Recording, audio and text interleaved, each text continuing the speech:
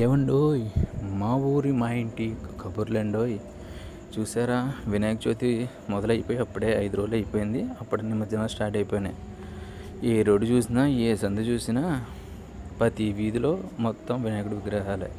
మొత్తానికి నిమజ్జనం మొదలైపోయినాయి కాబట్టి ఏ కాలం చూసినా వినాయకుడి విగ్రహాలు గంగలో కలుస్తున్నాయి. చూస్తున్నారా, ఇంకొక చూడండి, మొత్తం ఆడవాళ్ళు మగవాళ్ళు అందరూ కలిసి, చిన్నలు పెద్దలు మొత్తం కలిపి మొత్తం ఫుల్ ఎంజాయ్మెంట్ చేస్తున్నారు. చూడండి, చిన్నపిల్లలతో సహా అందరూ డ్యాన్స్ చేయడం, సరదాగా ఎంజాయ్ చేయడం. ఇంకా చూస్తున్నారు కదా, ప్రతి రోడ్లో రంగులు రంగుల లైట్ల మధ్య అందరు కలిసి జాతర టైప్ చేస్తున్నారు. చూడండి, చిన్న పెద్ద కాకుండా అందరూ పేడ లేకుండా అందరు కలిసి ఎంజాయ్ చేస్తున్నారండి. ప్రతి వీధిలో ఏ మూల చూసినా కూడా వినాయక విగ్రహాలు, ఊరేగింపులు, నిమజ్జనాలు.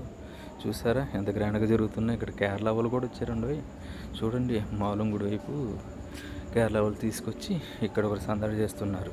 మొత్తానికి భీమవరం నుండిగా నిమజ్జనం మొదలవుతుందో ఏ రూట్ చూసినా ట్రాఫిక్ జామ్లు ఎక్కువగా ఉన్నాయి. కాస్త జాగ్రత్తగా చూసుకుని వెళ్ళండి.